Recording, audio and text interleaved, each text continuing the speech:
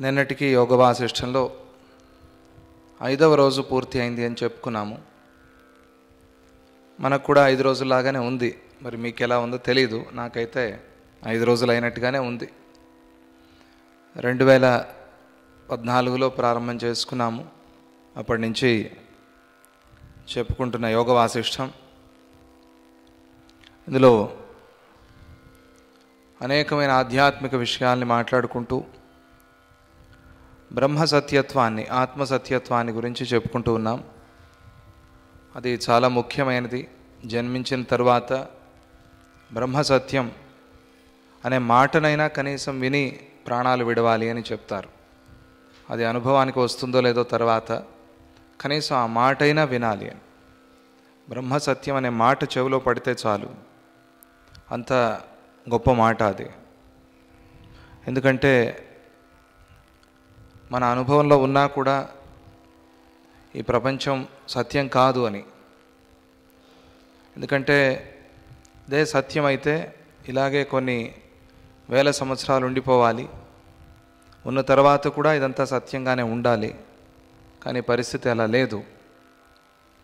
మనం జన్మించకముందు ఎలా ఉన్నాం, జన్మించిన తర్వాత ఎలా ఉన్నాం, జన్మ అయిన తర్వాత ఏమవుతుంది, ఇవన్నీ ఆలోచన చేస్తే ఈ జగత్ ఎంత, దీని సత్యత్వం ఎంత అనేది మనకు తెలుస్తుంది. ఇది ఉన్నప్పుడు బ్రహ్మ సత్యం, ఆ పరబ్రహ్మ సత్యమైన వస్తువు, సత్యమైన పదార్థం ఈ మధ్యలో ఈ దేహాన్ని అంటుకుని ఈ దేహమే సత్యం అనుకుని ప్రపంచం ఇట్లా ఎందుకు ఉంది అని అడగకూడదు. అట్లాగే ఉంటుంది ప్రపంచం. మనం మన స్థితిలో ఉండాలి. ప్రపంచం యొక్క గుణమే అది, దాని లక్షణమే అది. ఇలా ఎందుకు జనం అని అనకూడదు. జనం అలాగే ఉంటారు, ప్రపంచం అట్లాగే ఉంటుంది. దాని స్వభావం అది, దాని గుణం అది. నీకోసం నా కోసం మాయ మారదు, మాయ అట్లాగే ఉంటుంది అంతే. అది మనస్సులో బాగా దృఢంగా ఉండాలి. లేకపోతే ప్రపంచాన్నే చూస్తూ ఉంటాం మనం, దాని గురించి ఆలోచన చేస్తూ ఉంటాం. అప్పుడు మన గురించి ఆలోచన మనకి పోతుంది, మరిచిపోతాం, అక్కర్లేకుండా అయిపోతుంది. అది చాలా పొరపాటు, అది చాలా తప్పు. అందుకనే శబ్దం చేస్తుంది అనుకోండి, చేసినా భయపడకూడదు అనుకోండి. అంత శబ్దం వస్తుంది. వర్షాకాలం వచ్చింది, మేఘాలు వచ్చాయి, అమ్మో నాకు ఉరుములు పిడుగులు అంటే భయం, జాగ్రత్తగా ఉండాలి అంతే. ఉరుములు పిడుగులు వస్తాయి కదా, వర్షాకాలం అన్న తర్వాత తప్పదు. అలాగే ప్రపంచం అన్న తర్వాత ఇవన్నీ తప్పవు. శబ్దాలు ఉంటాయి, ఆ శబ్దాలకి భయపడకూడదు అంతే. అందువల్ల కాలేదనుకున్నప్పుడు ఎందుకు కాదన్నా కూడా శబ్దం వచ్చింది అని అనిపిస్తుంది. ఇది మీకు చెప్పేది కాదు, నాకు నేను చెప్పుకుంటున్నది. మీకు కూడా ఉపయోగపడితే తీసుకోండి. అలా ఒకసారి అయినా జన్మలో బ్రహ్మ సత్యం అని విని, ఆ భగవంతుడే సత్యం, ఆ పరమాత్మే సత్యం, ఆ సద్గురువే సత్యం అని విని దాని గురించి కొద్దిగా అయినా ఆలోచన చేసి, అవును బ్రహ్మ సత్యం అయితే ఇదంతా ఏమిటి అనే ప్రశ్న ఒకసారి అయినా వచ్చినప్పుడు దానిలో కలిగే ఆనందం, అది ఆ శాంతి అపారమైంది, అద్భుతమైంది. దాంతో దేన్ని పోల్చలేం. అటువంటి ఆ పరమశాంతిని ఒక్కసారైనా ఆలోచన చేయాలి. ఆ విషయంలో ఉరికే బ్రహ్మ సత్యం అంటే మనకి తెలుసు భగవంతుడు సత్యం, మనము అనే మాటే, అందరూ అనే మాటే అది. కానీ మనం ఆయన సత్యం, ఇది సత్యం అనుకుంటాం. ఇది అది రెండు సత్యాలు ఎట్లా అవుతాయి? ఏదో ఒకటి సత్యం అయి ఉండాలి, అవ్వాలి. అది ఒకటే సత్యం అనే జ్ఞానాన్ని మనకు కలిగించడం కోసం చాలా ఉపదేశాలు జరుగుతున్నాయి. దానిలో లీలాదేవి కథ, లీలా ఉపాఖ్యానం, దాన్ని కూడా మనం చాలా రోజుల నుంచి చెప్పుకుంటున్నాం. అటువంటి పెద్ద కథ అది. కళ చాలా చిన్నగా ఉన్నా కూడా పెద్దగా అనిపిస్తుంది. ఎంతసేపు కలగన్నానో అని అనిపిస్తుంది. ఆ కళని గురించి చెప్పే కథ కాబట్టి ఆ లీలోపాఖ్యానం అంత పెద్దగా ఉంటుంది. జన్మలు జన్మలు గడిచిపోయాయి. 800 జన్మల కథ ఇది. మరి చిన్నగా ఎలా ఉంటుంది? అలా ఎక్స్పెక్ట్ చేయటం కూడా తప్పే. 800 జన్మల కథ, 800 సంవత్సరాలు కాదు, 800 జన్మలు. ఎన్ని ఏళ్ళు గడిచిపోయాయి తెలీదు, ఎన్ని కథలు గడిచిపోయాయి చెప్పలేం. అటువంటి ఆ లీలా ఉపాఖ్యానాన్ని చెప్తూ లీలాదేవి సరస్వతీదేవి ఇద్దరు కూడా సూక్ష్మ రూపంగా ఆ విదూరథుడి ఇంటిలోకి ప్రవేశించారు అన్నప్పుడు ఈ కథ మొదలైంది. ఇప్పుడు మనం చెప్పుకునే ఘట్టం. అలా ఎలా సాధ్యం? తలుపులు వేసున్నాయి, వాళ్ళు తలుపులు తీసుకోలేదు. అలాగే ఆ తలుపుల సందులో నుంచి, ఆ రంధ్రంలో నుంచి లోపలికి వచ్చారని చెప్పారు. ఎలా అవుతుంది అని ప్రశ్నించాడు శ్రీరాముడు. ఇప్పుడు దానికి సమాధానం చెప్తూ వశిష్ఠుల వారు మనస్సు, దాని యొక్క తత్వం, మనశ్శరీరం, సూక్ష్మ శరీరం అంటే ఏమిటి, ఆ సూక్ష్మ శరీరం ఎలా వస్తుంది అనే దాన్ని వర్ణించి చెప్తూ ప్రపంచం అంతా కూడా మనోమయం, మనస్సు నుంచే పుట్టింది, మనస్సు కాక ప్రపంచం వేరే ఏమీ కాదు అని చెప్తూ కొన్ని ఉపదేశాల్ని వినిపించారు, చెప్పారు. ఇప్పుడు ఈ 42వ సర్గ అంటే అధ్యాయం అనుకోవచ్చు. స్వప్న పురుష సత్యత్వ నిరూపణం. స్వప్నంలో కనిపించే పురుష అంటే పురుషుడు స్త్రీ అని కాదు, స్వప్నంలో కనిపించే పదార్థాలు, స్వప్నంలో కనిపించే వస్తువులు, స్వప్నంలో మనకు తెలిసే కథలు, ఇవన్నీ మొత్తం ఏమేమి ఉన్నాయో కళలో సంబంధించినవన్నీ కూడా దానికి ఉన్న సత్యత్వం ఎంత, అది ఎంతవరకు సత్యం, అది ఎంతవరకు అసత్యం అనేదాన్ని విచారణ చేసి చెప్పే ఒక ఘట్టం. ఆ ఘట్టాన్ని గురించి మాట్లాడుకుంటూ ఉన్నాం. ఇది వేదాంతంలో చాలా లోతైన విషయం, సులభమైన విషయం కాదు. చాలా తేలిగ్గా చెప్తున్నారు స్వామీజీ అని మీకు అనిపించవచ్చు, కానీ కూర్చుని ఆలోచిస్తే మాత్రం చాలా లోతైన విషయం. కొన్ని విషయాలు అలాగే ఉంటాయి, అలాగే వినాలి, అలాగే అర్థం చేసుకోవాలి, తప్పదు.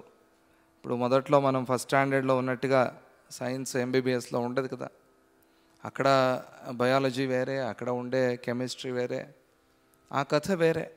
అక్కడికి వెళ్ళి అలాగే కష్టపడి చదవాలి, అలాగే కష్టపడి అర్థం చేసుకోవాలి. అలాగే వేదాంతంలో చాలా గహనమైన విషయం ఇది, ఆధ్యాత్మిక మార్గంలో చాలా లోతైన విషయం. అన్నీ పైన మాట్లాడలేము, పైన చెప్పుకుంటే అన్నీ అర్థం కావు, ఊరికే సరదాగా మాట్లాడినట్టుగా ఉంటుంది. కానీ లోతైన విషయం లోతుగానే చెప్పుకోవాలి, కాబట్టి లోతుగానే మనం చెప్పుకునే ప్రయత్నం చేద్దాం. రత్నాలు కావాలంటే లోపలికి వెళ్ళాలి, పైన దొరికితే రత్నం ఎందుకు అవుతుంది? అది రోడ్లలో దొరికితే రత్నం అవుతుంది? అది కాదు. లోతుగా వెళ్ళి మైనింగ్ చేసి, తీసి, పాలిష్ చేసి ఎంత పని ఉంటుంది, అప్పుడే వస్తుంది. అదే అందుకనే అంత విలువ, రత్నము బంగారము అంత విలువ అంటారు. అలాగే ఇది బంగారానికన్నా రత్నం కన్నా చాలా విలువైంది, కాబట్టి ఆ విషయం అలాగే లోతుగా ఉంటుంది. కానీ వినండి, అమ్మో లోతుగా ఉంది అర్థం కాలేదే అని అనుకోవద్దు. అర్థమయ్యేదే, ఏమి అంత అర్థం కాని విషయం అయితే కాదు, కొద్దిగా ఆలస్యంగా అర్థమవుతుంది అంతే. మనకు సంబంధించిన విషయమే కాబట్టి కొద్దిగా నిదానం అవుతుంది అర్థం అవటంలో. మనస్సు పెట్టి శ్రద్ధగా వింటే అర్థమవుతుంది. అటువంటి ఒక ఉపదేశాన్ని వశిష్ఠ మహర్షి శ్రీరాముల వారికి చేస్తున్నారు. ఇంత ఉపోద్ఘాతం అవసరం, లేకపోతే నిద్ర వస్తుంది మీకు, అందుకనే ఇంత ఉపోద్ఘాతం. లేకపోతే ఇలా ఇంత భూమిక, ఇంత పీఠిక, ఇంత ఫోర్వర్డ్ అవసరం లేదు.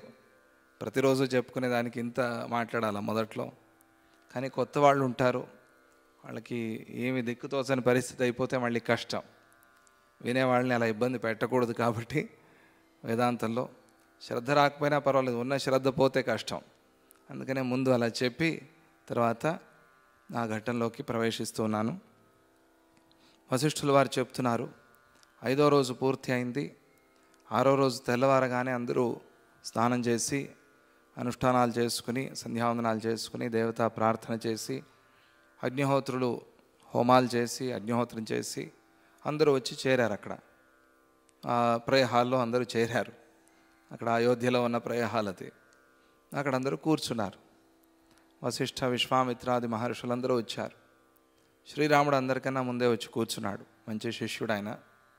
ఆయనతో పాటుగా ఇద్దరు తమ్ముళ్ళు వచ్చి కూర్చున్నారు. ఇద్దరు, ముగ్గురు కాదు. మూడోవాడు అక్కడ ఉన్నాడు. ఇక్కడ ఆ కేకై దేశానికి వెళ్ళాడు. ఇద్దరు తమ్ముళ్ళే ఇక్కడ ఉన్నారు ఈయనతో పాటుగా. వాళ్ళు వచ్చి కూర్చున్నారు. కూర్చుని అందరూ వినటానికి సిద్ధంగా ఉన్నారు. అప్పుడు వశిష్ఠుల వారు ప్రారంభించి చెప్తున్నారు. బ్రహ్మర్షుల్లో మొదటివాడు ఆయన వశిష్ఠ మహర్షి. ఆయన వాక్కు అద్భుతంగా ఉంటుంది. ఆయన చెప్పే మాట, ఆ శ్లోకాలని కూడా చెప్పుకుంటూ అర్థాన్ని తెలుసుకునే ప్రయత్నం చేద్దాం. యస్త్వబుద్ధమతిర్మూఢ రూఢో న వితతే పదే వజ్రసారమిదం తస్య జగదస్త్య సదేవసత్. వశిష్ఠుల వారు ఆయనే ప్రారంభించారు. ఇంకెవరు ప్రశ్నించకుండా, ఎవరు మాట్లాడకముందే ఆయన 6వ రోజు ఆ ఉపదేశం ప్రారంభమైంది. ఆయన అంటున్నారు, మూఢుడు, జ్ఞానం లేనివాడు, విద్యాహీనుడు అయిన వాడికి ఈ అసత్య జగత్తు వజ్రంలాగా దృఢంగా సత్యంలాగానే కనిపిస్తుంది. ఇది అసత్యమని ఏ కోశాన అనుకోడు వాడు. ఒక క్షణం మనం ఇది అసత్యం అని అనుకుంటే మన జీవితంలో చాలా గొప్ప మార్పు వస్తుంది. ఎలా అంటే ఆ దుఃఖ నివారణ తొందరగా అవుతుంది. దుఃఖం పోవాలి అనే కదా మన తాపత్రయం. అది చాలా ముఖ్యమైనది. దానికోసమే మనం అన్ని ప్రయత్నాలు చేస్తాం. దుఃఖం పోవాలి, సుఖం రావాలి. దుఃఖం పోవటమే సుఖం రావటం అంటే. సుఖం ప్రత్యేకంగా ఇంకోటి ఏమి రాదు. ఆ సమయంలో ఆ దుఃఖం పోతే సుఖం వచ్చినట్టే. ఈ రోగం పోతే చాలు అంటే, ఆ రోగం పోయింది అంటే ఆరోగ్యం వచ్చినట్టే. ఈ రోగాన్ని భరించలేకపోతున్నాను అన్నప్పుడు ఆ రోగానికి మందు వేసుకుంటావు, రోగం పోతుంది. అదే ఆరోగ్యం అంతే. రోగం పోయి 2 రోజులకు ఆరోగ్యం కలుగుతుంది అని ఎవరు అనుకోరు. ఈ రోగం పోతే చాలు అని. అదే మన అనుభవం, అవునా కదా? అలాగే ఈ జగత్తు సత్యం సత్యం సత్యం అనుకుని అది మన అనుభవానికి తెచ్చేసుకుని ఇదే సత్యం అని దానిలో మునిగిపోయి దాని నుంచి ఒక క్షణం కూడా బయటికి రావట్లేదు. మనం ఒక క్షణం కూడా మనకు ఆలోచన రాదు. ఇది సత్యము అంతే. ఇది అసత్యం అని ఎవరైనా అంటే నవ్వుతాం కూడా మనం. ఇది ఎట్లా అసత్యం అవుతుందండి అని. ఎందుకంటే అంతగా మనం దాంతో పూసేసుకుని ఉన్నాం. ఆ స్తంభాన్ని అలా గట్టిగా పట్టేసుకుని ఉన్నాం. ఎవరైనా ఇది అసత్యం నువ్వే పట్టుకున్నా వదలరా అంటే కూడా వదలం, మనం తయారుగా ఉండం. అలా వదలలేనప్పుడు ఎవరు ఉద్ధరిస్తారు మనల్ని? ఎవరు కాపాడుతారు? అందువల్ల ఇది అసత్యము అనేది ఒక క్షణమైనా కూడా మనకి భావన రావాలి. ఈ అసత్యాన్ని విడిచిపెట్టి ఆ సత్య దర్శనం చేస్తున్నాను, ఆ సత్య పదార్థాన్ని పట్టుకుంటూ ఉన్నాను. అసత్యాన్ని విడు, ఆ సత్యాన్ని పట్టుకో. అది ముఖ్యం జీవితంలో. ఇది కనుక ఈ భావన మనకి మనసులో వస్తే దుఃఖ నివారణ అనేది తొందరగా అవుతుంది. దుఃఖాలు తొందరగా పోతాయి. ఎందుకంటే మనం చేసేదేముంది? మనం ప్రత్యేకంగా ఏమి చేసినా పోని దుఃఖం ఇది ఇట్లాగే ఉంటుంది. కాబట్టి ఈ అసత్యాన్ని విడిచి నీ పాదాలని పట్టుకుంటున్నాను, నిన్నే స్మరణ చేస్తున్నాను. పాదం అనే పదానికి, శబ్దానికి ఒక లైన్ అనే అర్థం కూడా ఉంది, చరణం అనే అర్థం కూడా ఉంది. చరణం అంటే వేదంలో మంత్రము అని అర్థం, మంత్ర పంక్తి అని అర్థం. చరణం పవిత్రం వితతం పురాణం. చరణం పవిత్రమైంది, చాలా విస్తారమైంది, పురాణమైంది అంటే చాలా పాతది, అందరికన్నా ముందుది ఈ చరణం, ఈ గురు చరణం అనేది. గురు చరణం అంటే గురు పాదాలు, గురు పదాలు, గురు శబ్దాలు, గురు వాక్యాలు అనే అర్థం కూడా ఉంది. ఆ గురు వాక్యాన్ని పట్టుకుని దీన్ని నేను విడిచిపెట్టి నిన్ను పట్టుకుంటున్నాను, నీ మాటలనే స్మరిస్తూ ఉన్నాను అని ఎవరు అనుకుంటారో అప్పుడు మనం శరణాగతిని అభ్యాసం చేసినట్టుగా. భక్తి మార్గంలో చూస్తే శరణాగతి అనేది భగవంతుడికి చాలా ఇష్టం. ఓహో, వీడు పూర్తిగా అన్నీ విడిచిపెట్టేసి నేనే ఆధారం అంటున్నాడు, వీడిని నేను కాపాడాలి అని అప్పుడు భగవంతుడు సంకల్పిస్తాడు. మనం మన కోసం, మన రక్షణ కోసం ప్రయత్నం చేస్తూ నువ్వు కాపాడు అంటే నువ్వే నిన్ను కాపాడుకుంటున్నావు కదా, నేనేం చేసేది మధ్యలో అంటాడు ఆయన. లేదా నీకే పూర్తిగా విడిచేస్తున్నాను నా బాధ్యత అంటే అప్పుడు అలాగే నిజంగా విడిచి ఉంటే ఆయన కాపాడుతాడు. అందువల్ల ఆ గురువాక్యాన్ని గుర్తు చేసుకుని అసత్యమైన జగత్తు నుంచి బయటకు వచ్చి ఆ సత్యాన్ని ఆలోచన చేయటం, ఆ సత్యాన్ని పట్టుకునే ప్రయత్నం చేయటం. ఇందుకే జన్మ. వేరేవన్నీ మిగతా మనం చేసేవన్నీ అవసరమే వ్యవహారంగా, కానీ అవన్నీ సెకండరీ ప్రపంచంలో. అత్యంత ముఖ్యమైనది, అతి అవసరమైంది ఇది ప్రపంచంలో. ఎందుకంటే జన్మ తరువాత కూడా మనతో వచ్చేది కాబట్టి, జన్మ జన్మలకి మనతో వచ్చేది కాబట్టి, జన్మే లేకుండా చేసేది కాబట్టి ఇదే చాలా ముఖ్యమైనది. ఇంకేం చేసేది ఉంది ఈ జన్మలో? అందరూ అన్నీ చేస్తున్నారు, మనలాగే పశుపక్షాదులు కూడా మనలాగే ఉన్నాయి. ఇంకేమిటి స్పెషాలిటీ మనలో? ఇల్లు కట్టాము స్పెషలా, కారు కొన్నాము స్పెషలా? అవన్నీ ఉన్నాయి. వ్యవహారం మంచిదే, సుఖంగా ఉండు, సంతోషంగా ఉంచు, అందరినీ నవ్వించు, ఆనందంగా ఉండు, ఇవన్నీ ప్రధానమే. కానీ దాంతోపాటుగా దుఃఖ లేపన కూడా ఉంది కదా. అక్కడక్కడ దుఃఖాన్ని పూసుకుని ఉన్నావు కదా, దాని నుంచి బయటికి రావాలి కదా. పూర్తిగా దుఃఖం పోవాలి అని కదా ఆశ, అందరి కోరిక అదే కదా. మరి పూర్తిగా దుఃఖం పోయేలాగా ప్రయత్నం చేయటమే జన్మ సాఫల్యం చేసుకోవటం. అది చాలా ముఖ్యం. అందువల్ల దాన్ని అప్పుడప్పుడు గుర్తు చేసుకో. అది నిరంతరంగా నీకు గుర్తొస్తుంది. ఎల్లప్పుడూ అది గుర్తు రావాలి అంటే అప్పుడప్పుడు దాన్ని కనీసం సాధన చేయి. అలా చేసినప్పుడు ఇది ఈ అసత్య జగత్తుని విడిచి సత్యం వైపు నువ్వు ప్రయాణం చేయగలవు. లేకపోతే ఇది వజ్రంలాగా దృఢమైంది అని. వజ్రంతో ఎందుకు పోల్చారు ఇక్కడ అంటే, మనం చాలా ఐశ్వర్యం, చాలా సంపద అనేది వజ్రంతోనే మాట్లాడతాం. వజ్రం అంత విలువ అని అంటే, ఒక డైమండ్ అంటారే, ఆ డైమండ్ని దానికన్నా విలువైంది లేదు ప్రపంచంలో. అది చాలా గొప్పది, రత్నాల్లో వజ్రం చాలా గొప్పది అని. అది చాలా సంపద ఇస్తుంది, చాలా డబ్బు ఇస్తుంది, అది తీసిపెట్టినా కూడా విలువ పెరుగుతుంది అని జన్మలో ఒక వజ్రమైనా కొనిపెట్టాలి అని అనుకుంటారు అందరూ, ఇంట్లో ప్రతి ఒక్కళ్ళు కూడా, ఆడవాళ్ళు కానీ మగవాళ్ళు కానీ. ఎందుకంటే దానికి అంత విలువ. అది వ్యవహారానికి చాలా ముఖ్యమైంది. ఆ సంపదలో చాలా మొదటిది వజ్రం అనేది. తర్వాత బంగారం వస్తుంది. దాన్ని అసత్యం అని ఎవరు అనుకోరు. ఇంట్లో ఉన్న వజ్రం తీసుకెళ్ళి సముద్రంలో పడేసి అది అసత్యం అంటే ఎవరైనా నమ్ముతారా? ఎవరైనా చేస్తారా ఆ పని? ఎవరు చేయరు. ఎందుకంటే తక్కినవన్నీ అసత్యాలైనా కూడా బయటికి వెళ్ళేప్పుడు పరిగెత్తి ఏదో ప్రమాదం అయింది, బయటికి వెళ్తూ ఏం చేస్తారు? ఫోన్ ఎక్కడ ఉంది అని వెతుకుతారు, ఫోన్ తీసుకువెళ్ళాలి అని. అంటే అంత బంధం దాంతో. ఆ ఫోన్ లేకుండా బతకలేరు అని, ఆ ఫోన్ లేకపోతే చచ్చిపోతామన్నట్టుగా ఉంటారు. ప్రాణాలు పోతాయన్నా కూడా ఫోన్ కోసం వెతుకుతారు. ఈ కాలం పరిస్థితి అది. అది చాలా ఆశ్చర్యం. మన ప్రాణం కన్నా కూడా అది ముఖ్యమనే ఒక భ్రమలో, భావనలో మనం ఉన్నాం. ఈ కాలంలో పరిస్థితి అది. అలాగే అన్నీ విడిచిపెట్టి వెళ్ళినా ఏదో చాలా విలువైంది అది తీసుకువెళ్ళటం. అలాగే ఆ పెద్ద బోట్లో బీహార్ నుంచి, ఆంధ్రాలో గుంటూరు ప్రాంతం నుంచి, అలాగే ఉత్తరాఖండ్, ఉత్తరప్రదేశ్ నుంచి ఆ బోట్లో ఎక్కించుకొని కొంతమందిని ట్రినిడాడ్ తీసుకువెళ్తున్నారట ఒక 200 సంవత్సరాల క్రితం వెస్టిండీస్కి. అక్కడ వాళ్ళకి చెరుకు పండించడం తెలీదు, మన వాళ్ళకి బాగా తెలుసు. వీళ్ళని తీసుకువెళ్తున్నారు. అప్పటి బ్రిటిషర్స్ అన్నారట, చాలా బరువు ఎక్కువైపోయింది, ఈ పడవలో మునిగిపోతుంది, మీ వస్తువులన్నీ పడేసేయండి అన్నారట. వాళ్ళు అన్ని వస్తువులు పడేస్తూ ఒక పుస్తకం మాత్రం అందరూ దగ్గర పెట్టుకున్నారట. ఏమిటి ఈ పుస్తకం ఇంత భద్రంగా దాచుకుంటున్నారు? ఏం పుస్తకం ఇది అంటే, ఇది రామచరిత మానస్ అని చూపించారట వాళ్ళు. మన వాళ్ళు గుంటూరు వాళ్ళైతే, ఆంధ్ర వాళ్ళైతే ఇది రామాయణం అని చూపించారట. ఇది అంత అవసరం, ఎంత ముఖ్యం మాకు అని. అంటే తక్కిన వస్తువులు పడేస్తాము కానీ పడవలో, ఇది మాత్రం మేము వదలము, ఇది మా దగ్గర ఎప్పటికీ ఉండాలి. అలాగే కట్టుబట్టలతో, రామచరిత మానస్తో, రామాయణం పుస్తకంతో వీళ్ళందరూ ట్రినిడాడ్కి వెళ్ళారు, వెస్టిండీస్ దేశానికి వెళ్ళారు. అక్కడ ప్రతిరోజు హనుమాన్ చాలీసా, ప్రతిరోజు రామచరిత మానసం, ప్రతిరోజు రామాయణం పారాయణ చేయటం. అంత రామభక్తి, అంత హనుమద్ భక్తి వాళ్ళకి. అందుకనే అక్కడికి వెళ్ళి మళ్ళీ ఆంజనేయ స్వామి సద్గురు రూపంలో వెళ్ళి 85 అడుగుల ఆంజనేయ స్వామిని నిర్మాణం చేశారు. అది అందులో ఉన్న రహస్యం. ఏమిటి ట్రినిడాడ్ లేకపోతే ఆ చిన్న దేశంలో, ఆ చిన్న ద్వీపంలో ఎందుకు నిర్మాణం చేశారు అంటే ఇది దానిలో ఉన్న రహస్యం. ఆ భక్తి వాళ్ళని అక్కడికి రప్పించుకుంది, స్వామిజీ అక్కడికి వెళ్ళేలాగా చేసింది.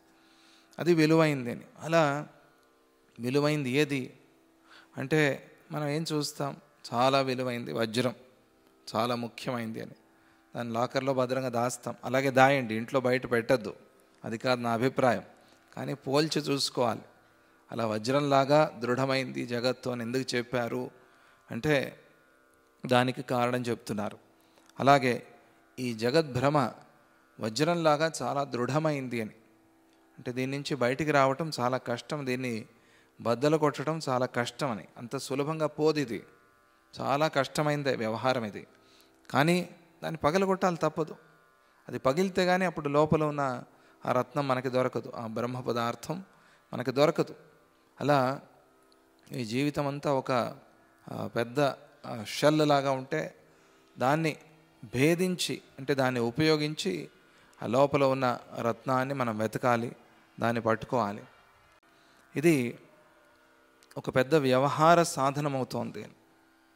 ఈ జగద్భ్రమ, ఈ భ్రమ వల్ల వ్యవహారాలు చేస్తున్నాం మనం. అలా ఈ జగత్తంతా జరిగిపోతుంది, దీనిలో ఉన్న వ్యవహారాలు జరుగుతున్నాయి. యథా బాలస్య వేతాలే మృతి పర్యంత దుఃఖద అసదేవ సదాకారం తథా మూఢమతేర్జగత్. భేతాళుడు, భేతాళ అంటే ఎవరు? భేతాళ అంటే మనం భ్రమపడతాం కదా, ఇక్కడేదో భూతం ఉంది, ఇక్కడేదో దయ్యం ఉంది అని, దాన్నే భేతాళ అంటారు సంస్కృతంలో. ఆ భేతాళుడు బాలకుడికి, చిన్నపిల్లవాడికి మరణం వరకు దుఃఖాన్ని కలిగించినట్టుగా, వాడికి ఎప్పటి వరకు భయం అంటే ఆ భూతం చచ్చిపోయిందన్నా కూడా వీడికి భయమే, ఇంకా ఏదో ఉంది అని, ఇంకా ఏదో పుడుతుంది అని భయపడుతూనే ఉంటాడు. లేదా వాడు పోవాలి లేదా వీడు పోవాలి, వాడు పోయినా వీడి భయం పోదు, కాబట్టి వీడు పోయేంతవరకు, చచ్చేంతవరకు ఉంటుంది ఈ భయం అని. అటువంటి భ్రమ, అటువంటి అజ్ఞానం ఇది. ఆ భేతాళుడు మరణం వరకు దుఃఖాన్ని కలిగించినట్టుగా అసదాకారమైన, అంటే అసత్య రూపమైన, అసత్ అని ఎక్కడ వచ్చినా అసత్యమని అర్థం. సత్ అంటే సత్యమని, సత్ చిత్ ఆనందాలో సత్ అంటే సత్యము అని, చిత్ అంటే జ్ఞానం, ఆనందం అంటే మనకు తెలుసు అనంతమైనది. అసదాకారమైన ఈ జగత్తు మూఢుడికి, అంటే తత్వజ్ఞానం పొందేంత వరకు, ఆ తత్వజ్ఞానం లేని వాడికి దుఃఖాన్ని కలిగిస్తూనే ఉంటుంది. అందుకే చెప్పింది జగత్ అనేది అలాగే ఉంటుంది, అది పోయేది వచ్చేది కాదు, అలాగే ఉంటుంది అంతే. మరి అయితే దుఃఖ నివారణే లేదా అంటే ఉంది. ఎలా ఉంది అంటే ఈ జగత్తు మాయా దృష్టితో చూసినప్పుడు, భ్రాంతిగా భ్రమగా చూసినప్పుడు ఆ దుఃఖం నివారణ అవుతుంది నీకు. వేరే దారి లేదు, వేరే మార్గం లేదు దుఃఖ నివారణకి. అందువల్ల బ్రహ్మ సత్యాన్ని తెలుసుకో, ఈ జగత్తు యొక్క అసత్యత్వాన్ని తెలుసుకో, అప్పుడే దుఃఖం పోతుంది అని చెప్పడం అక్కడ అభిప్రాయం. తాప ఏవ యథా వారి మృగాణాం భ్రమకారణం అసత్యమేవ సత్యాభం తథా మూఢమతేర్జగత్.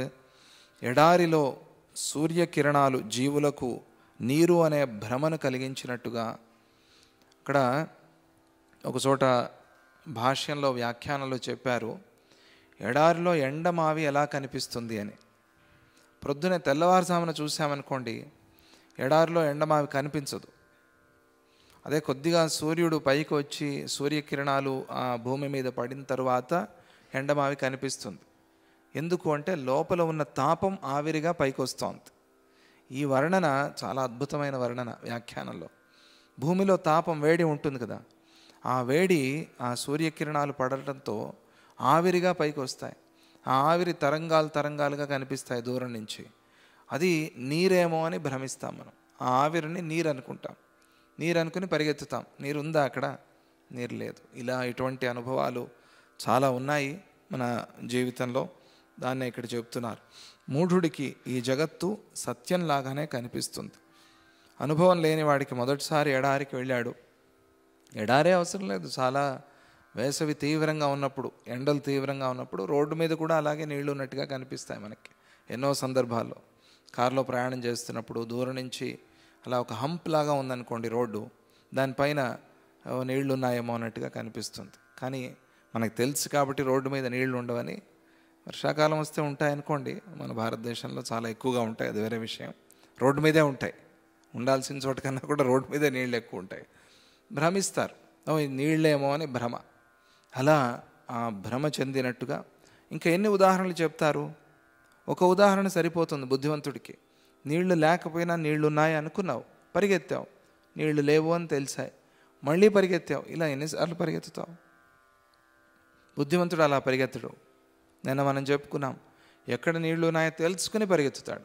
ఓహో ఇక్కడ ఒయాసిస్ ఉంది కాబట్టి ఇక్కడికే వెళ్ళాలి అని. అది బుద్ధిమంతుడి లక్షణం. లేదా వాడు అలా పరిగెత్తి పరిగెత్తి పరిగెత్తి నీళ్లు దొరక్క చివరికి చచ్చిపోతాడు. ఎందుకంటే దాహం, ఎడారిలో ఉండలేడు నీళ్ళు లేకుండా. అందుకనే నీళ్ళు ఎక్కడున్నాయి తెలుసుకుని ప్రయాణించే. నీళ్ళున్నాయి కానీ అలా ఆవిరిలాగా ఎండమావిలాగా కనిపించే నీళ్లు కాదు.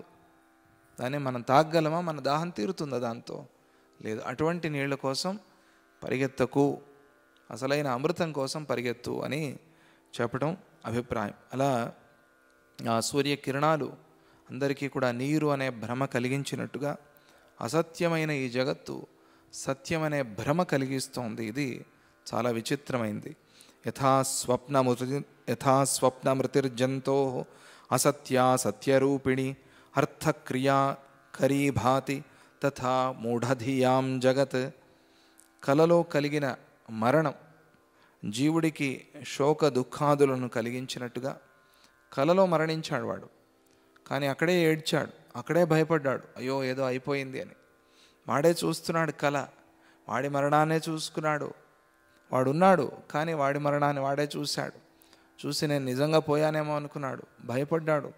పులి వచ్చి మింగేసింది అనుకున్నాడు, పాము వచ్చి కరిచింది అనుకున్నాడు, నిప్పుల్లో పడిపోయాను అనుకున్నాడు, సముద్రంలో మునిగిపోయాను అనుకున్నాడు, ఎక్కడో పైనుంచి దూకేస్తున్నాను అనుకున్నాడు, ఉలిక్కిపడ్డాడు, అమ్మో అన్నాడు, అయ్యో అన్నాడు. అన్నీ జరిగాయి కలలో. తన మరణాన్ని తానే చూసుకుని తానే భయపడినట్టుగా, అక్కడే శోక దుఃఖాదుల్ని పొందినట్టుగా మూఢుడికి ఈ జగత్తు కష్టాలను కొని తెచ్చి పెడుతోంది. అందుకనే మహాత్ములు ఎప్పుడు నవ్వుతూ ఉన్నారు, మూఢులు ఎప్పుడు ఏడుస్తూ ఉన్నారు. ఇదే కారణం. ఏడవాలా నవ్వాలా నువ్వే తీర్మానం చేసుకో. నవ్వాలి అంటే ఈ జ్ఞానాన్ని పొందు, ఏడవాలి అంటే అజ్ఞానంలో ఉండు, అంతే. నవ్వు కావాలి, ఆనందంగా ఉండాలి, సుఖం కావాలి, సంతోషం కావాలి అంటే ఈ జ్ఞానాన్ని తెలుసుకో అని ఉపదేశం చేస్తూ ఈ జగద్భ్రమ వల్ల వ్యవహారాలు చేస్తూ ఉన్నాడు. దానివల్ల దుఃఖాన్ని మళ్ళీ మళ్ళీ పొందుతూ ఉన్నాడు. ఇది విచిత్రం. అవ్యుత్పన్నస్య కనకే కానకే కటకే యథ కటక జ్ఞప్తిరేవాస్తి న మనాగపి హేమధీహి తథా అజ్ఞస్య పురాగార నగ నాగేంద్రభాసుర ఇయం దృశ్యదృగే వాస్తి నత్వన్యా పరమార్థదృక్. అజ్ఞుడికి ఆభరణంలో బంగారం కనిపించక ఆభరణమే కనిపించినట్టుగా, జ్ఞాని అయిన వాడు అందులో ఉన్న బంగారం చూస్తాడు, నగని చూడ్డు. ఆ నగ ఒకవేళ కరిగించి ముద్ద చేసినా జాగ్రత్తగా ఇంట్లో పెట్టుకుంటాడు. అజ్ఞాని పిల్లలకు అందుకనే ఈ గిల్టీవి బాగా నచ్చుతాయి. మీరు చూసారా లేదా? అంటే ఈ రోల్డ్ గోల్డ్వి బాగా నచ్చుతాయి. లేదా ఈ పేపర్తో కొన్ని ఆభరణాలు చేస్తారు ఈ కాలంలో, చాలా మంచి టాలెంట్ అది. అవి బాగా అట్రాక్ట్ చేస్తాయి. అదే వయస్సు అవంగా వాడు అసలు అవి చూడను కూడా చూడ్డు. వీడికి అన్నీ బ్రాండెడే కావాలి, అన్నీ బంగారం నగలే కావాలి, అన్నీ వజ్రాల నగలే కావాలి. ఎందుకు అంటే వాడు అక్కడ ఉన్న బంగారం విలువని చూస్తున్నాడు. అక్కడ నగ మీద వాడికి ధ్యాస పోయింది, ఆభరణం అనే ధ్యాస పోయింది వాడికి, ఎలా ఉంది అనే ధ్యాస పోయింది వాడికి. బంగారం దాని విలువ అది మాత్రమే చూస్తున్నాడు. ఇలా వయస్సును బట్టి జ్ఞానం మారుతుంది మనకి. అలాగే ఈ అసత్యం అనే జ్ఞానాన్ని తీసేసుకుని బ్రహ్మసత్యం అనే జ్ఞానాన్ని పొందలేమా? మనం పొందగలం. ఇక్కడ ఈ మార్పు వస్తోంది కదా జీవితంలో. వచ్చినట్టుగా అలాగే చిన్నప్పుడు ఇదే బాగుంది అని అనుకున్నాడు. చిన్నప్పుడు ఆ రోడ్డు మీదవే బాగా నచ్చుతాయి, అవే తింటూ ఉంటారు ఎక్కువగా. తర్వాత అయ్యో దీనివల్ల రోగం వస్తుంది, తినద్దు. వాడికే తెలుస్తుంది, తినడు. అయ్యో అది చూసారా, ఆ కాలువలోనే స్పూన్లు కడుగుతున్నాడు, ఆ కాలువ నీళ్ళు ఎక్కడి నుంచి వచ్చాయి, ఎవరింటి నుంచి వచ్చాయో తెలియదు, దానిలో కడిగిన స్పూన్లో తింటే మన ఆరోగ్యం ఏమైపోవాలి, తర్వాత ఆలోచన వస్తుంది. చిన్నప్పుడు అదే బాగా రుచిగా ఉంటుంది. విచిత్రం. అలాగే బంగారాన్ని చూస్తాడు జ్ఞాని అయినవాడు, ఆ నగని చూడు, ఆభరణాన్ని చూడు. ఆభరణం ఎట్లా ఉన్నా కూడా పర్వాలేదు, అది విరిగిపోయి ముక్కలు అయిపోయినా కూడా జాగ్రత్తగా పెడతాడు. ఎందుకు? అందులో ఉన్న బంగారాన్ని వాడు చూస్తున్నాడు. అలాగే నువ్వు సత్యాన్ని దర్శనం చేయలేవా? బంగారాన్ని చూసినట్టుగా సత్యాన్ని చూడలేవా నువ్వు అని ప్రశ్నించినట్టుగా కూడా ఉపదేశాన్ని చేస్తున్నారు. మూఢుడికి పరమ వస్తువు కనిపించక పురము, మందిరము, కొండ, నాగేంద్రుడు మొదలైనవి మాత్రమే కనిపిస్తూ ఉంటాయి. కొండలు చూస్తాడు, నగరాలు చూస్తాడు, ఇవి మాత్రమే కనిపిస్తాయి వాడికి, కానీ అసలైనది కనిపించదు. అది విచిత్రం. ఏదైనా కూడా విషయం వేరే, ఇక్కడ కానీ పదం వచ్చింది కదా. ఊరికే వేదంలో ఒక సూత్రం ఉంది. ఏంటి అంటే ఆ దేవత పేరుని పూర్తిగా చెప్పాల్సిన పని కూడా లేదు. హ అంటే చాలు, హనుమాన్ అన్నట్టుగానే. అందుకనే ఓం హం హనుమతే నమః అంటారు. అంటే ఒకవేళ హనుమతే నమః అని చెప్పేలోగా వీడు హం అని పోతే కూడా హనుమతే నమః అన్న పుణ్యం వీడికి వస్తుంది. నామైక గ్రహణే నామగ్రహణం అని. అంటే ఆ నామంలో ఒక అక్షరాన్ని పలికినా కూడా నామాన్ని పూర్తిగా పలికిన పుణ్యం నీకు వస్తుంది. అందుకనే హనుమాన్ చాలీసా చేయాలి అనుకుంటే చేసినట్టే. చేయాలి, సోంబేరిగా అనుకుంటే చాలు అని మరి హనుమాన్ చాలీసా అనద్దు. అది ఒకవేళ అవకాశం లేకపోతే నేను చెప్పింది విషయం. భగవంతుడు మాత్రం అదే తీసుకుంటాడు భావాన్ని. పోన్లే చెప్దాం అనుకున్నాడు వీడు, చెప్పలేకపోయాడు అని తీసుకుంటాడు. నీకు మళ్ళీ కౌంట్లో రాదు, అది ఆయన కౌంట్లో వస్తుంది, నీ కౌంట్లో రాదు. నువ్వు మాత్రం హనుమాన్ చాలీసా అనే తిప్పేయకూడదు. ఇక్కడ పూర్తిగా చెప్పాలి జయ హనుమాన్ అని. కానీ ఆ నామాన్ని చెప్తే చాలు. అందుకనే నం మం షిం వం యం అని విడివిడిగా బీజాక్షరాలు చెప్తారు. నమ్ అంటే నమశివాయ అని, మమ్ అంటే నమశివాయ అని, షిం అంటే నమశివాయ అని. అలా ఏ బీజాక్షరాన్ని పలికినా కూడా ఆ నామాన్ని పూర్తిగా పలికినట్టే. ఆ విశేషమైన సౌకర్యాన్ని పెట్టారు. అది దేవతలకు మన మీద ఉన్న అనుగ్రహం అంతే. అందుకనే బీజాక్షరాల్ని పలకటం చాలా ముఖ్యం అంటారు. లం, దుమ్, షం ఇటువంటి బీజాక్షరాలు. దుమ్ అంటే దుర్గా అన్నట్టు, లం అంటే లలిత అన్నట్టు, షం అంటే శనైశ్వర స్వామికి శివుడికి చాలా ఇష్టమైంది. అందువల్ల సద్గురు నామాన్ని గమ్ అని కూడా గణపతి సచ్చిదానంద స్వామిజీ అన్నట్టే లెక్క. గమ్ గణపతయే నమః అంటారు కదా. అలా ఒక అక్షరాన్ని పలికితే కూడా చాలు అని. అలా నాగేంద్ర పదం వచ్చింది కాబట్టి నాగేంద్ర స్వామి స్మరణ. విషయం వేరే ఇక్కడ. విషయం ఇది భ్రమ విషయం మాట్లాడుతున్నారు. ఇది భ్రమేనా అని మీరు నన్ను అడగద్దు. ఇప్పుడు వాళ్ళు వచ్చింది పోయింది ఇదంతా భ్రమ అని అడగద్దు. మీరే ఆలోచన చేసుకోండి. అది భ్రమ అంటే మరి దాని నుంచి వచ్చే ఫలం కూడా భ్రమ అనుకోవాలి. అలా అనుకునే స్థితిలో ఉన్నారా? లేరు. కాబట్టి అది సత్యమే. దాని నుంచి వచ్చే ఫలము సత్యమే అనుకుంటున్నారు. కాబట్టి ఎప్పుడైతే ఫలత్యాగానికి మీరు సిద్ధంగా ఉన్నారో అప్పుడు అది భ్రమ అంటే నేను ఒప్పుకుంటాను. ఆ స్థితి రావటం కోసమే ఈ తాపత్రయాలన్నీ కూడా. అందువల్ల ఇక్కడ ఏం చెప్తున్నారు అంటే అలా దీనిని అసలైన దానిని మర్చిపోయి వీడు ఆ ఆభరణాన్నే చూసినట్టుగా అజ్ఞాని వీడు ఆత్మతత్వాన్ని చూడకుండా, బ్రహ్మతత్వాన్ని చూడకుండా బయటి ఈ నగల్నే చూస్తున్నాడు, ఈ బయటి పదార్థాలనే చూస్తున్నాడు. వీడు బయట ఏది మెరుస్తూ కనిపిస్తే అదే సత్యం అనుకుంటున్నాడు. వీడు ఆ లోపల ఉన్న అసలైన దాన్ని విడిచిపెడుతూ ఉన్నాడు అని అంటూ, అజ్ఞుడికి దృశ్యము దృక్కు ఉంటుందే కానీ పరమార్థ దృష్టి ఉండదు. కనిపిస్తోందా, కనిపించిందే బయటదే చూస్తాడు. నల్లగా ఉన్నారా తెల్లగా ఉన్నారా ఇంతే. కొంతమందికి వేరే ఏమీ తెలియదు. మనిషి ఎటువంటి వాడు, ప్రవృత్తి ఎటువంటిది, మనిషి ఏం పనులు చేశాడు, ఏమి సేవ చేశాడు, ఏది తెలియదు. బయటది చూడటమే అంతే. ఇది అజ్ఞాన దృష్టి. ఇది దీనికన్నా అజ్ఞానం ప్రపంచంలో వేరే లేదు. అందువల్ల రంగులో లేదు, జాతిలో లేదు, కులంలో మతంలో లేదు. మనిషి గుణంలో ఉన్నాడు. ఆ గుణాన్ని వృద్ధి చేసుకుంటే మనిషి భగవంతుడే అవుతాడంత. అందుకని రామాయణం ప్రారంభమే గుణాలతో ప్రారంభమైంది. ఆ రామాయణాన్ని కోన్వస్మిన్ సాంప్రతంలోకే గుణవాన్ కశ్చ వీర్యవాన్ ధర్మజ్ఞశ్చ కృతజ్ఞశ్చ. అదే కదా ప్రశ్న. రామాయణంలో రాముడిని ఎలా తెలుసుకోవాలనుకున్నాడు? గుణవంతుడెవడు ప్రపంచంలో అని. ఆ గుణాలు ఉంటే చాలు. సాంప్రతంలోకి ఇప్పుడు ఉన్న వాళ్ళల్లో, ఇప్పుడు జీవించి ఉన్న వాళ్ళల్లో గుణవంతుడెవరు అని, ఆ గుణాలు ఏమిటి అని తర్వాత చెప్పారు. గుణవంతుడిని తెలుసుకోవాలి అనే ప్రయత్నం. అక్కడ క్షత్రియుడా, బ్రాహ్మడా, వైశ్యుడా, శూద్రుడా, నల్లగానా తెల్లగానా, ఇదా అదే, చదివినవాడా చదవనివాడా, డబ్బులు ఉన్నవాడా డబ్బులు లేనివాడా, ఇది ప్రశ్న కానే కాదు. గుణవాన్ కహ, గుణవంతుడిని తెలుసుకోవాలని నేను ప్రయత్నం. సర్వ సద్గుణ సంపన్నుడు ఆయన పరమాత్మ, ఆయన గురించి తెలుసుకోవాలి అని. అదే ప్రశ్న. రామాయణం అందుకే ప్రారంభమైంది. అందుకే రామాయణం అందరూ చదవాలి. అందుకనే సీతారాముల గురించి అందరూ తెలుసుకోవాలి.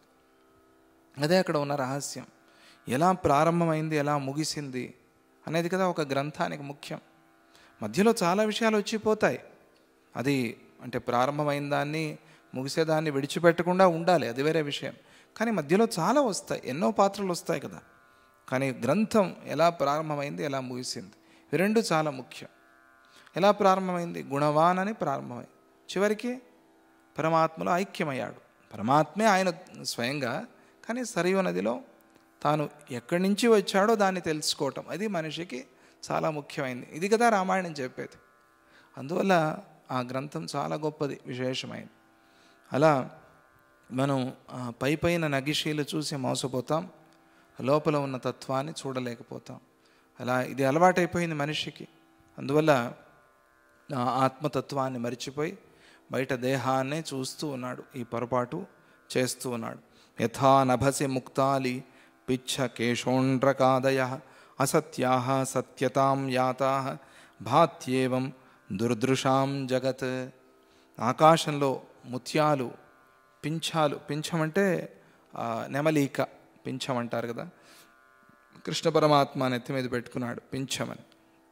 ఆ పింఛాలు, కేశపాశాలు మొదలైన అసత్య వస్తువులు నేత్రరోగికి సత్యాలుగా కనిపించినట్టుగా, ఏదో కంటి దోషం ఉంది వాడికి ఇవన్నీ కనిపిస్తాయి, ఏదో అలా గాల్లో ఆ వెంట్రుకలు అట్లా తేలుకుంటూ పోతున్నాయేమో అన్నట్టుగా చూస్తాడు వాడు.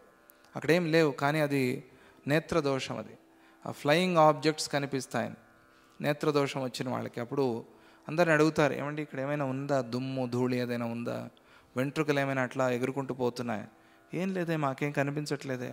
ఓహో, అయితే ఏదో రెటీనాలో ఏదో ప్రాబ్లం ఉంది, వెళ్ళి చూపించుకోవాలి. నేత్రరోగికి ఇది సత్యంలాగా కనిపిస్తుంది. పట్టుకోవడానికి ప్రయత్నం చేస్తాడు, అమ్మ నా మీదకి వస్తోంది అది అని పట్టుకోవడానికి ప్రయత్నం చేస్తాడు. అలా నేత్రరోగి విషయంలో అది వాడికి సత్యంలాగానే అనిపిస్తుంది. పరమార్థ దృష్టిహీనుడికి కూడా ఈ జగత్తు సత్యంలాగానే కనిపిస్తుంది. పరమార్థం లేకపోతే ఈ జగత్ సత్యమే. ఈ జగత్ సత్యమైతే భగవంతుడు సత్యం కాడు. నీ విషయంలో భగవంతుడిని మర్చిపోతావు, ఆయన దృష్టి ఉండదు నీలో, అది పొరపాటు. ఇక్కడ ఒక ప్రశ్న దాన్ని అడుగుతున్నారు, ఏమిటి అది అంటే, తనకైనా భిన్నమైన వారు అందరూ స్వప్న పురుషుల వంటి వారే అంటే గనక శాస్త్రాలు అవి చెప్పిన కర్మలు ఉన్నాయి కదా, ఈ పనులు చేయాలి అని, అవి కూడా అసత్యం అయిపోతాయి కదా, అది ప్రశ్న. అంతా అసత్యమైతే మంచి పని చేయాలి అనేముంది, ఏదైనా చేయొచ్చు, ఎవరికి ఎలా కావాలంటే అలా ఉండొచ్చు అనే ప్రశ్న వస్తుంది కదా. మరి ఆ గ్రహించే ఆ శాస్త్రవాక్యాన్ని గ్రహించే యోగ్యత వారికి లేకుండా పోతుంది. శాస్త్రం అసత్యమైంది, వేదం అసత్యమైంది, గురువాక్యం అసత్యమైంది, దాన్ని తీసుకునే యోగ్యత కూడా వీడికి లేకుండా పోయింది. మొత్తం అంతా ఎగిరిపోయింది, అంతా ఒక మూట కట్టి సముద్రంలో పడేసినట్టుగా అయిపోయింది కదా అనే ప్రశ్న. అది ఆ ప్రశ్న అందరికీ వచ్చేదే. వారందరూ అసత్యం కనుక మరి శాస్త్రవాక్యాలు ఎవరికి చెప్పారు? ఇవి ఎవరు ఆచరించాలి వీటిని? అసలు శాస్త్రాలు సత్యమేనా కాదా? శాస్త్రాలు జ్ఞానికి కర్మని విధించాయి కనుక అందరూ సత్యమే అనాలా, లేదా కొందరు సత్యం కొందరు అసత్యం అనాలా? ఈ ఆత్మసత్యాన్ని ఎట్లా అర్థం చేసుకోవాలి? బ్రహ్మసత్యం అనే మాటని ఎట్లా అర్థం చేసుకోవాలి? కొందరు మాత్రమే ఆచరించి కొందరు ఆచరించకపోయినా పర్వాలేదు అనాలా? ఎలా ఈ సందిగ్ధావస్థ నుంచి ఎలా బయటికి వచ్చేది? ఈ ప్రశ్నకి సమాధానం ఎలా చెప్తారు అని, దానికి సమాధానం అక్కడ తర్వాతి విషయాల్లో చెప్తారు. ఇప్పుడు ప్రస్తుతానికి సూక్ష్మంగా చెప్పుకోవాలి అంటే, జగత్తు పూర్తిగా సత్యము కాదు, పూర్తిగా అసత్యము కాదు. ఇదేమిటిది? ఇంకా కన్ఫ్యూజింగ్ స్టేట్మెంట్ ఇది. జగత్ అసత్యం అంటే పర్వాలేదు, పూర్తిగా సత్యం కాదు, పూర్తిగా అసత్యం కాదంటే దీనికన్నా కన్ఫ్యూజింగ్ స్టేట్మెంట్ ఇంకోటి లేదు ప్రపంచంలో. అలా అయిపోతుంది, ఆ స్థితికి వచ్చాం. కానీ అలా చెప్పడం అభిప్రాయం కాదు. జగత్ అసత్యం అని చెప్పటమే శాస్త్రాల అభిప్రాయం. వేదాలు గురువులు కూడా అదే చెప్తున్నారు. బ్రహ్మ సత్యం అనేదే వేదాలు గురువులు శాస్త్రాలు మనకి చెప్తున్నది విషయం. మనకు కూడా అదే అనుభవం సుషుప్తి అవస్థలో కలుగుతోంది. కాబట్టి దాన్ని రాబోయే ఉపదేశాల్లో దాన్ని కూడా మనకి తెలుపుతారు. దీనికి ఒక వ్యవహార సత్యం ఉంది, అది మాత్రం మర్చిపోకూడదు. ఆ వ్యవహారాన్ని అలాగే చేయాలి. నువ్వు వెళ్ళి పరీక్షలో కూర్చొని నిన్ను అక్కడ అడుగుతారు, జెండర్ అడుగుతారు, ఆత్మ అని రాసి వచ్చావనుకో, ఏమవుతుంది? ఓహో వీడిని ఎవరో ఆ రోల్ నెంబర్ పట్టుకుని హాస్పిటల్కి చేర్చేంతవరకు విడిచిపెట్టరు. ఎందుకంటే వ్యవహార సత్యాన్ని వీడు మర్చిపోయి అక్కడ అడిగాడు, నువ్వు ఏది స్త్రీ పురుష అని అడిగారు, ఏదో ఒకటి రాసి రావాలి అక్కడ. లేదండి ఆత్మసత్యం అని ఆత్మ రాస్తే అది వ్యవహార సత్యానికి విరుద్ధమైంది. వ్యవహారంలో అలా ఉండకూడదు. వ్యవహారంలో వ్యవహారంలాగానే ఉండాలి. ఎందుకు? అది వ్యవహార సత్యం అంతే. కానీ అది మర్చిపోకూడదు, ఇది వ్యవహార సత్యం. నేను చేసేది వ్యవహార సత్యం ఇది, కానీ పారమార్థికమైన సత్యం కాదు ఇది. వ్యవహార సత్యం అనేది ఒకటి ఉంది, పారమార్థిక సత్యం అనేది ఎప్పటికీ ఉంది. వ్యవహార సత్యం నువ్వు ఈ వ్యవహారం చేస్తున్నంత వరకు మాత్రమే, తర్వాత ఆ వ్యవహార సత్యంతో నీకు పని లేదు. రిటైర్ అయిన తర్వాత ఆఫీస్కి చేరుస్తారా? తెలిసిన వాళ్ళు కూడా తెలియనట్టుగా నాటకం ఆడతారు. ఎవరు మీరు? ఏమో ముఖమే చూడలేదన్నట్టుగా. ఆఫీస్కి కార్డు చూపిస్తే పాతది, ఇది ఇప్పుడు చల్లదండి, తీసుకెళ్ళి మనం అక్కడ గేట్కి పెట్టామనుకోండి ఓపెన్ అవ్వటానికి, ఓపెన్ కాదు అది. రిటైర్ అయిపోయావు నువ్వు. వ్యవహార సత్యం అంతవరకే. లేదండి నేను ఇక్కడ 35 సంవత్సరాలు పనిచేశాను, అయితే ఏమిటి? రిటైర్ అయిపోయావు, పెన్షన్ తీసుకో అంతే. వ్యవహార సత్యం ఇది మనకి అనుభవంలో ఉంది, అంతవరకు మాత్రమే. వ్యావహారిక సత్యాన్ని తీసుకొచ్చి పారమార్థిక సత్యాన్ని కలుపుతామా? అందుకనే వ్యవహారం కోసం శాస్త్రాలు కొన్ని విధులు చేశాయి. ఎందుకని అంటే మన వ్యవస్థ బాగుండాలి అని. వాటికి ఎవరి మీద ఎటువంటి అభిమానము లేదు, ఎవరి మీద ద్వేషము లేదు. వ్యవస్థ బాగుండాలి అంత, అందుకోసమే. అందుకనే ఈ చాతుర్వర్ణ్య వ్యవస్థ మన భారతదేశంలోనే ఎందుకుంది అంటే మనకు మేలవ్వాలి, మంచిదవ్వాలి అని చేసిన వ్యవస్థ అది. వేదాల్లో చెప్పారు చతుర్వర్ణాలు అని, వేదాల్లో చెప్పారు. మరి వేదంలో చెప్పింది అంటే అసత్యం కాదు అది. అసత్యం కాదు అంటే మన మేలు కోసమే చెప్పింది అది. మరి మన మేలు దానివల్ల ఎలా జరుగుతుంది మనం ఆలోచించుకోవాలి. లేదు లేదు ఇది మొత్తం తీసేస్తామండి, ఇదంతా అక్కర్లేదు, ప్రయోజనం లేదు, మనుషులంతా ఒకటే, అది వ్యవహారంలో సాధ్యమా? ఒకసారి ఆలోచన చేసి చూడండి. వ్యవహారంలో అయ్యే పనేనా అది? ఎవరి చెల్లి ఎవరక్క తెలియద్దా మనకి? ఎవరి తల్లి ఎవరి తండ్రి తెలియద్దా? వావి వరుసలనే వద్దా మనకి? అందుకని ఏం చేశారంటే ఇది ఫలానా ఈ ఋషికి సంబంధించిన వాళ్ళు మీరు, అందుకని మీ ఋషుల్లో మీరు పెళ్ళిళ్ళు చేసుకోవద్దు, మంచిది కాదు అది. ఈ ఋషులు వేరే, ఈ ఋషులు వేరే, ఈ గోత్రాలు వేరే, ఈ వంశాలు వేరే, ఈ మతాలు వేరే, ఈ కులాలు వేరే. మంచి కోసం వ్యవస్థ అది, పాడు చేయడానికి కాదు. దాన్ని పాడు చేసుకుంది మనిషి. మనిషి దాన్ని అర్థం చేసుకోలేక, దాన్ని సరిగ్గా తెలుసుకోలేక, నేను గొప్ప, నేను ఎప్పుడు గొప్పవాళ్ళలాగానే ఉండాలి, నాకు వీడు సేవకుడుగా ఉండాలి అనుకుని అహంకరించేది. బ్రాహ్మడే కానీ శూద్రుడే కానీ ఎవరైనా సరే అహంకారంతో వ్యవస్థని పాడు చేసుకున్నది మనిషి. వేదం కాదు పాడు చేసింది, వేదం మన మంచి కోసం వ్యవస్థ చేసింది. అందరూ సమానమే, అందరూ భగవంతుడి నుంచే పుట్టారని వేదం చెప్పింది కదా, అనుమానమే లేకుండా చెప్పింది. బ్రాహ్మణోస్య ముఖమాసీత్ బాహూరాజన్యః కృతః ఊరు తదస్యద్వైశ్య పద్భ్యాగం శూద్రో జాయత్.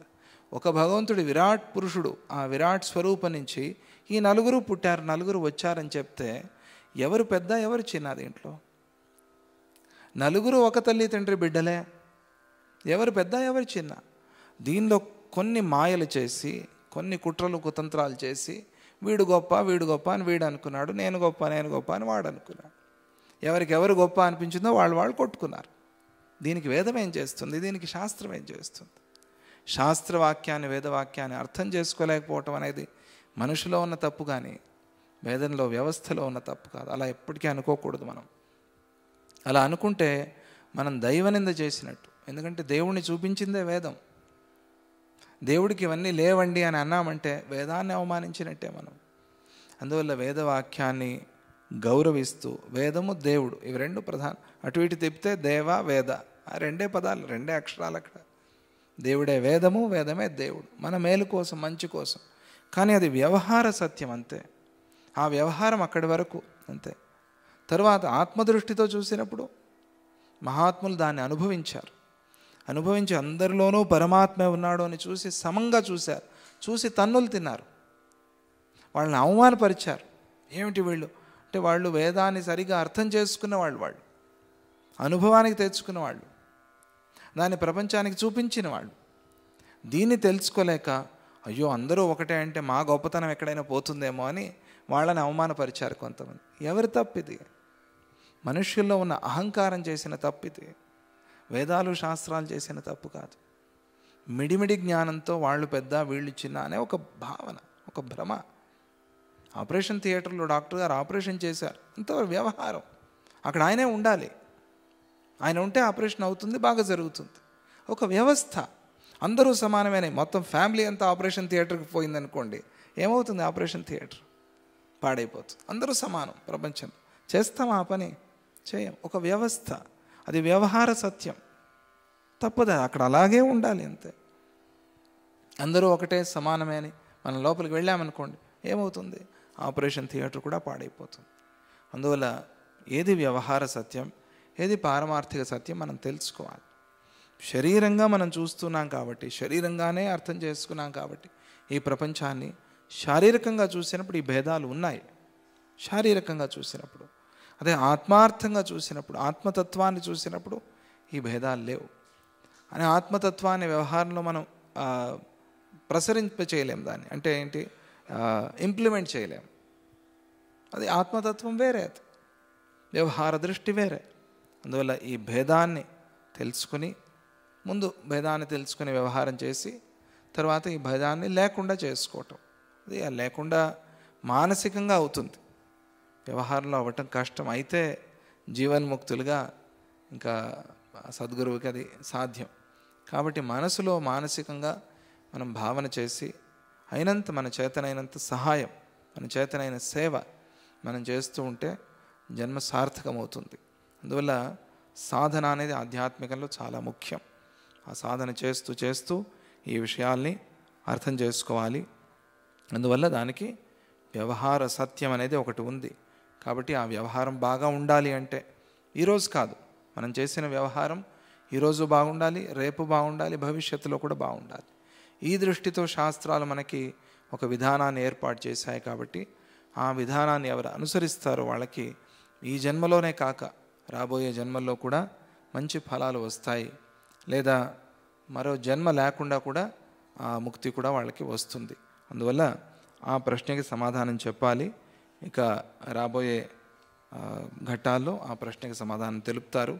దాన్ని మనం రేపు చెప్పుకుందాం.